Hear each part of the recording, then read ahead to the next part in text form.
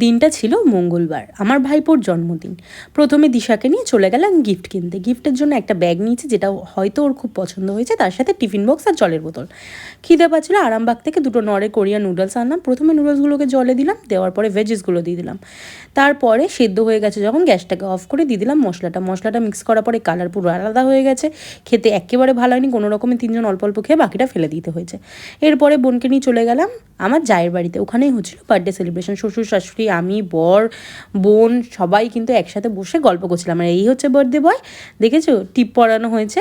তারপরে আমরা বসে বসে গল্প করছিলাম, বাচ্চারা খেলা করছিল, নাচা গানা চলছিল। এইভাবেই তো বাচ্চাদেরকে নিয়ে টাইম কেটে গেছে ওই দিনকে। কেকটা আসতে ছোট ভাইয়ের কান্না, কেন দাদা কেক কাটবে, আমি কেন কেক কাটবো। কোনো রকম কান্না কাটিয়ে দুজনকে দুটো ছুরি ধরানো হলো আর বললো কেক কাট। এরপরেই শুরু হলো বার্থডে সেলিব্রেশন।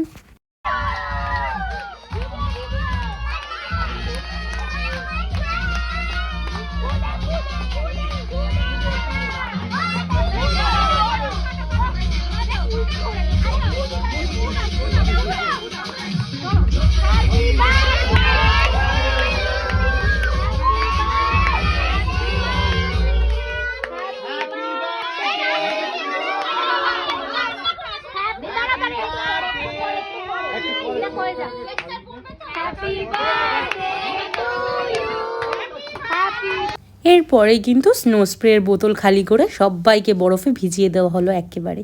তারপরে খাওয়া দাওয়ার পালা। খাওয়া দাওয়ার বেশ ভালো হয়েছিল ফ্রাইড রাইস, চিলি চিকেন, বেগুন, ডিমের ডেভিল আর স্যালাড।